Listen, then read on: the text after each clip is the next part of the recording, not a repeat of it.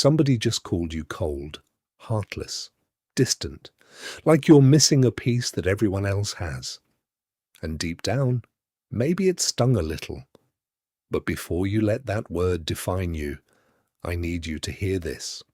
What if being called cold is the single greatest compliment you will ever receive, and you just don't know it yet? What if the very thing they mock you for is the exact same trait that turned a slave into a philosopher and a broken, grieving emperor into one of the most respected minds in human history? This is not a motivational cliché. This is a weapon. And by the end of this video, you will never see the word cold the same way again. 2,000 years ago, a man sat alone in a war tent on the frozen edges of the Roman Empire. His name was Marcus Aurelius. He was the most powerful human being on the planet, commander of the largest army in the known world, ruler of an empire stretching across 3 continents. And yet, that night, he wasn't thinking about power. He was writing to himself in private, words he never intended the world to see. He had just lost multiple children to illness. He was fighting a war he didn't want. He was betrayed by people he trusted with his life. And in the middle of all of that unbearable pain, he wrote something that would echo for 2,000 years. You have power over your mind, not outside events. Realize this, and you will find strength. That single sentence is the foundation of everything we're about to talk about. We live in a culture that has turned emotional reaction into a performance. Feel angry, post it immediately, loudly, publicly. Feel hurt? Broadcast every detail before you've even processed it. Feel excited? Perform it for an audience, because if no one saw it, did it even happen? Somewhere along the way, we started measuring emotional depth by volume. The louder someone reacts, the more real we assume their feelings are. And in that twisted system, the person who stays quiet, who doesn't flinch, who doesn't explode when provoked, gets punished with a label: cold, robotic, emotionless, broken, as if silence is proof that something is missing, instead of proof that something has been mastered. Here is where Stoic philosophy completely destroys that assumption. The Stoics had a specific word for the state we're describing: apatheia. And almost everyone gets this word wrong the moment they hear it. They assume it means numbness, absence, a person who has simply stopped feeling. That is not even close to what it means. Apatheia means freedom from being enslaved by destructive emotion. It does not mean the emotion disappears. It means the emotion no longer drives the car. You still feel the grief. You still feel the anger. You still feel the fear crawling up your spine in a difficult moment, but you are no longer its prisoner. Marcus Aurelius wasn't cold that night in his tent, grieving his children, commanding a war he never asked for. He was undisturbed. And the difference between those 2 words is the difference between weakness and mastery. Let's go deeper, because this is the part almost nobody explains properly. Every single time you allow yourself to explode, every outburst, every dramatic reaction, every moment where you let someone see exactly how deeply their words cut you, you are handing that person a piece of your power. Think about that for a second. If one sentence from someone can ruin your entire day, that person now owns your day, not you. If one insult can hijack your mood for hours, that person is quietly controlling your nervous system from a distance. The Stoics understood this with brutal, almost uncomfortable clarity 2,000 years before modern psychology gave it fancy names like emotional regulation. They knew that the calmest person in the room is very often the most powerful person in that room. Not because they don't care, but because they have made a decision that their peace is not for sale and it is not up for negotiation just because someone else is upset.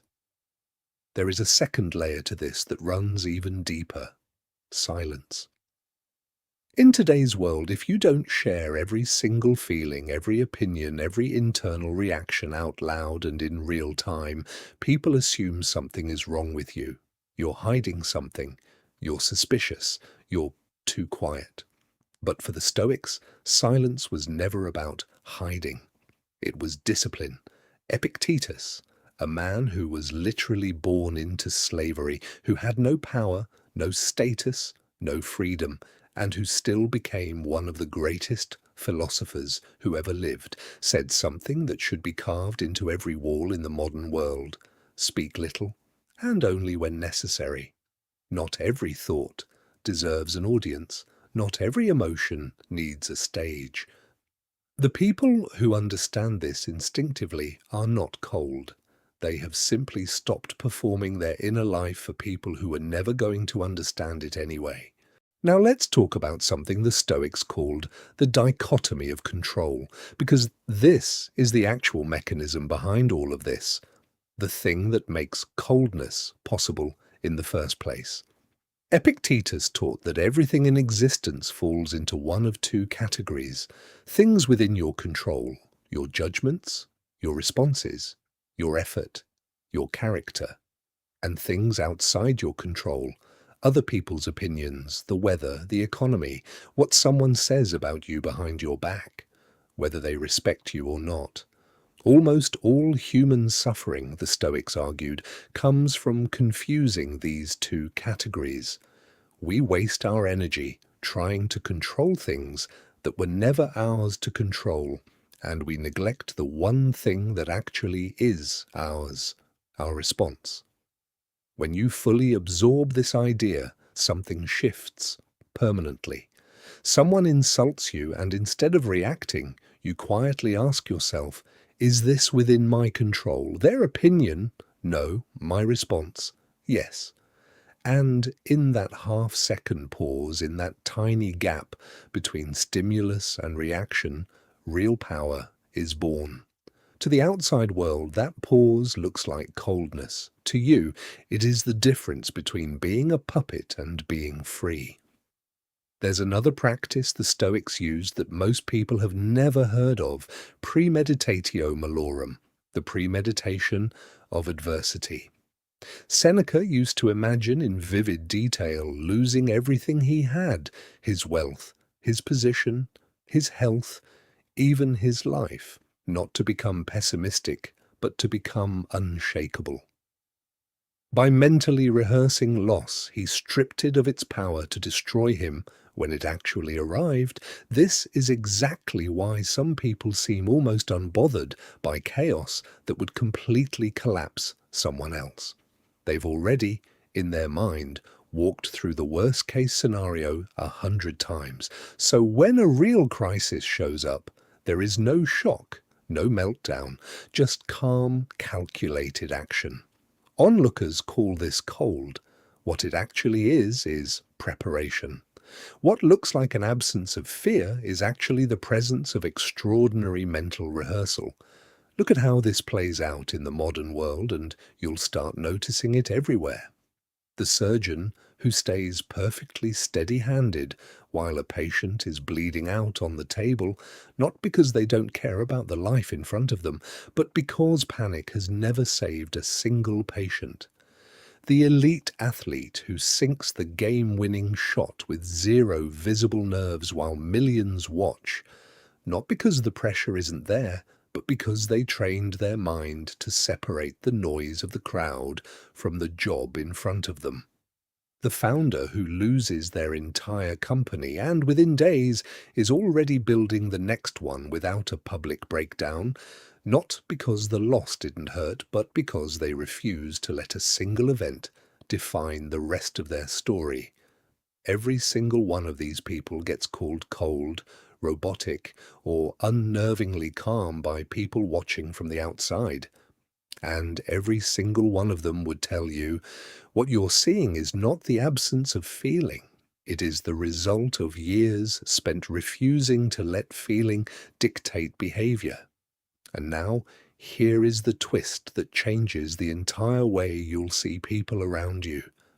The individuals who appear the most emotional, the loudest, the most reactive, the ones who seem to feel everything at maximum volume, are very often the ones with the least actual control over their own inner world.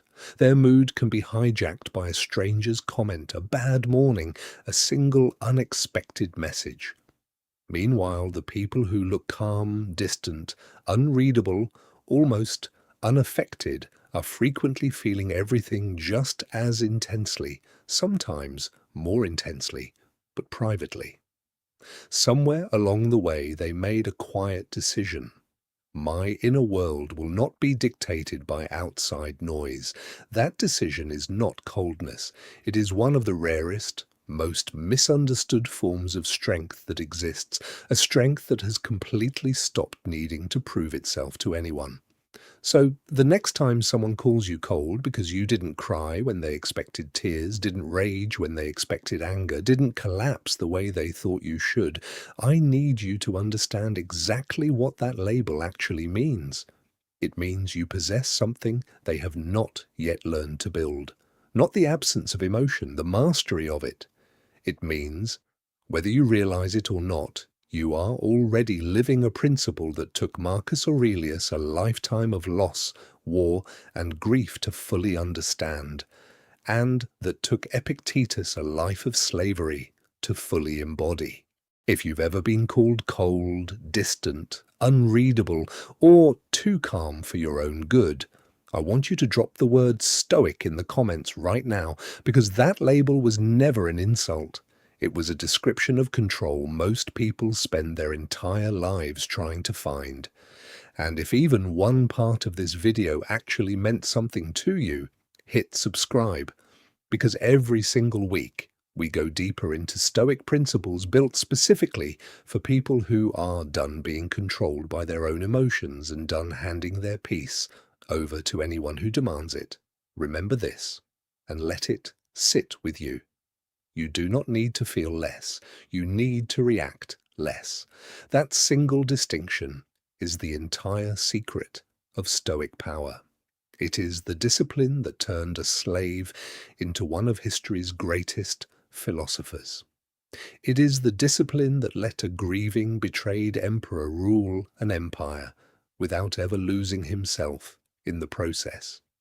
It is the discipline that steadies a surgeon's hands, that quiets a crowd's noise inside an athlete's mind, that lets a founder lose everything and start again without breaking. And it is the exact same discipline available to you right now, the very next time someone tries to make you react.